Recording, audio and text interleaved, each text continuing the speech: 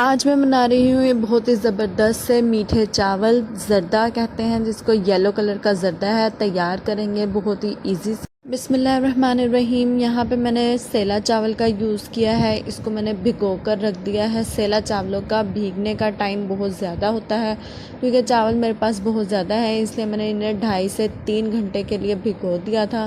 دیکھیں اس طرح سے چاول اب ٹوٹنے لگا ہے، اس کا مطلب ہے کہ یہ چاول ہمارا بالکل ریڈی ہے پکنے کے لیے۔ آپ باسمتی چاول کا بھی استعمال کر سکتے ہیں۔ یہاں پہ میں نے پانی بوائل کرنے کے لیے رکھ دیا ہے کیونکہ سیلا چاول کا لک بہت زبردست نکلتا ہے پکنے کے بعد، اس لیے میں یہاں پہ سیلا چاول کا یوز کر رہی ہوں۔ پانی اچھے سے بوائل ہو گیا تھا، چاول ہم نے پانی پھینک کر نکال لیے ہیں۔ پانی ہمارا بہت گرم ہے، اس لیے بہت احتیاط سے آپ نے یہ کام کرنا ہے۔ 5 کلو کی یہ ریسیپی ہے۔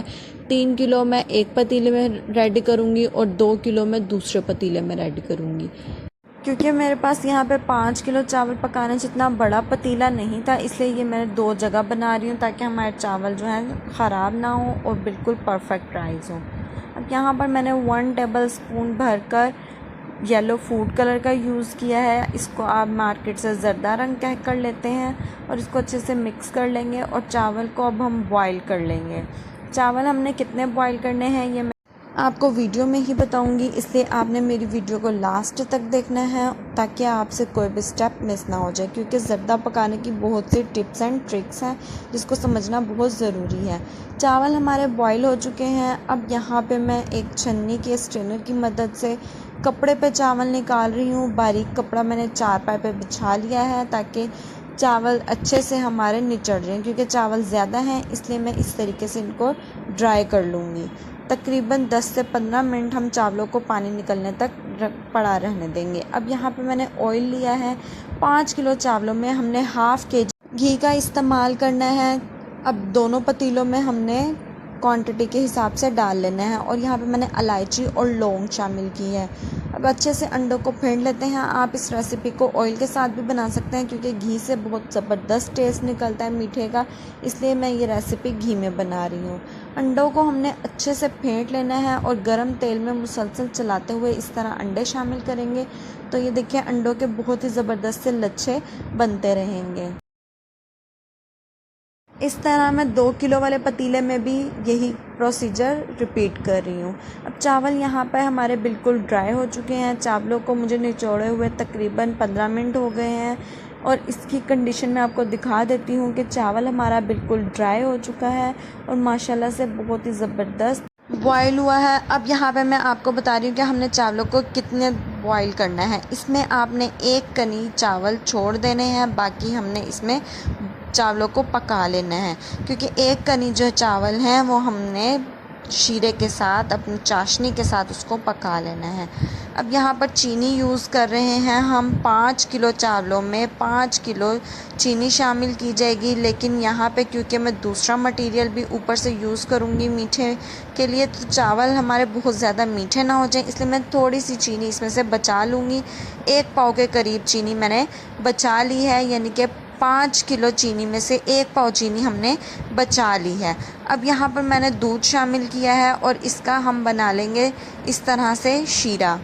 یہاں پہ آپ نے ایک بات نوٹ کی ہوگی کہ میں نے چینی کو بہت زیادہ میلٹ نہیں کیا، صرف چینی ہماری سافٹ ہوئی تھی، اس کے بعد میں نے یہاں پہ بوائل کیے ہوئے چاول شامل کر دیے ہیں۔ 3 کلو چاول اس میں بڑے پتیلے میں ڈالے ہیں اور 2 کلو چاول ہم نے چھوٹے پتیلے میں ڈالے ہیں۔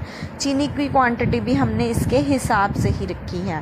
3 کلو چاولوں میں 3 کلو سے تھوڑی سی کم چینی اور 2 کلو چاولوں میں 2 کلو سے تھوڑی سی کم چینی ہم نے بچا لی ہے۔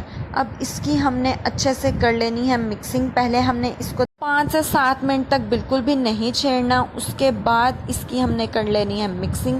آپ نے یہاں پہ پانی کا بالکل بھی یوز نہیں کرنا، جتنا بھی پانی ہمیں اس کے کوک کرنے کے لیے چاہیے رائس کو 1 کنی گلانے کے لیے، وہ چینی کے پانی میں ہی یہ گل جائیں گے۔ اس طریقے سے ہم نے اس کو اچھے سے مکس کر لیا ہے۔ اتنے آپ میرے چینل کو جلدی سے سبسکرائب کر لیں اور ویڈیو کو لائک شیئر کرنا نہ بھولیے گا۔ آپ گلی محلے میں اپنے عزیز و اقارب رشتہ داروں میں اور جہاں آپ کا دل چاہے ان لوگوں میں آپ اس میٹھے کو بانٹ سکتے ہیں۔ بہت ہی زبردست ریسیپی ہے اور بہت جلدی بننے والی ہے۔ بس تھوڑی سی اس کے ٹپس اینڈ ٹرکس کا دھیان رکھنا پڑتا ہے کہ کس طریقے سے آپ نے اس کو کوک کرنا ہے، اس کی ٹائمنگ دیکھنی پڑتی ہے، اور آپ نے اس کو چاول کو کتنا آپ نے اس کو کچا رکھا ہے، کتنا میٹھا ڈالا ہے، آپ نے اس کی کوانٹٹی کا حساب لازمی رکھنا ہوتا ہے۔ اب یہاں پر اچھے سے مکس کر لیا، اس کے بعد میں یہاں پہ کیوڑا ایسنس شامل کر رہی ہوں، اور اس کے بعد اس پہ ہم ڈالیں گے اپنے ڈرائی فروٹس جو بھی آپ کو پسند ہوں، جو بھی آپ کی جیب اجازت دے وہ آپ اس میں شامل کر سکتے ہیں۔ یہاں پہ میں گرین اور ریڈ مربے کا یوز کر رہی ہوں، یہ بھی میٹھا ہوتا ہے۔ اس کے بعد میں شامل کر رہی ہوں ناریل باریک کٹا ہوا اور میوہ، اور دوسری طرف اور شامل کریں گے بادام کٹے ہوئے۔ ان تمام چیزوں کو رکھنے کے بعد اب یہاں پر میں ایک خشک کپڑے کا یوز کروں گی۔ جو کپڑا میں نے ڈرائی کرنے کے لیے یوز کیا تھا اسی کپڑے کو میں دم لگا کر رکھ دوں گی، کیونکہ جو اس کے اندر پانی ہے اس کو ہم نے ڈرائی کر لینا ہے۔ دوسرے پتیلے کی طرف آ جاتے ہیں، اس میں بھی ہم اسی پروسیجر کو ریپیٹ کر لیتے ہیں۔ یہ تمام چیزیں میں دم لگانے سے پہلے شامل کر رہی ہوں تاکہ یہ تھوڑی سی سافٹ ہو جائیں، زردے میں اچھے سے ہم اس کو مکس کر سکتے ہیں۔ یہاں پہ میں چیزوں کی کوانٹٹی تھوڑی کم یوز کر رہی ہوں، کیونکہ میں اوپر سے جب ان کی پیکنگ کروں گی تو پھر اوپر سے ان کو گارنش کروں گی۔ یہاں پہ دم میں نے کھول لیا ہے، ماشاءاللہ سے بہت ہی زبردست کوک ہوئے ہیں، اور شیرہ بھی ہمارا بالکل چاولوں کے ساتھ ڈرائی ہو چکا ہے۔ یہ 2 کلو والا پتیلا تھا، اب 3 کلو والے پتیلے کو ہم اوپن کرتے ہیں، کھولتے ہیں، اس کا ڈھکن ہٹاتے ہیں، اور جو یہ ہم نے کپڑا رکھا تھا اس کو بھی ہٹا کر دیکھ لیتے ہیں کہ یہاں پہ ہمارا چاولوں میں پانی ہے یا وہ ڈرائی ہو چکا ہے۔ چاولوں میں پانی ہم نے اس کنڈیشن میں بالکل بھی شامل نہیں کیا تھا، صرف دودھ ڈالا تھا شیرہ بنانے کے لیے، اور چینی کا ہی پانی نکلا ہے۔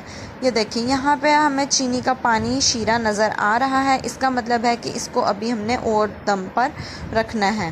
کیونکہ یہ چاول بہت زیادہ ہیں اس لیے ہم نے شیرے کو اچھے سے مکس کر لینا ہے، تاکہ ہمارے نیچے والے چاول اوپر آ جائیں اور اوپر والے چاول شیرے میں ڈپ ہو جائیں، اور اس طریقے سے اس کو ہم دوبارہ پھر دم پر رکھیں گے 10 سے 15 منٹ کے لیے، جب تک ہمارا چاول بالکل ڈرائی نہ ہو جائے، اس کا شیرہ بالکل ڈرائی نہیں ہو جاتا۔ 10 سے 15 منٹ بعد میں آپ کو اس کو پیکنگ کرتے ہوئے ہی دکھاؤں گی۔ یہ دیکھیں ہمارا زردہ جو ہے بالکل پک کر ریڈی ہو چکا تھا۔ اس کے اوپر سے میں نے گارنش کیے ہیں بوائل کیے ہوئے انڈے، مٹھائی کے رسگلے چھوٹے سائز کے، بڑے بھی آپ یوز کر سکتے ہیں، لیکن اس میں کیونکہ چمچم چھوٹی ڈالی جاتی ہے تو وہ ہم نے شامل کیا، اور اوپر سے ڈرائی فروٹس جو بھی ہم نے پتیلے میں ڈالے تھے وہی ہم نے اس میں رکھے ہیں۔ یہاں پہ اب ہمارا زردہ بانٹنے کے لیے بالکل ریڈی ہے۔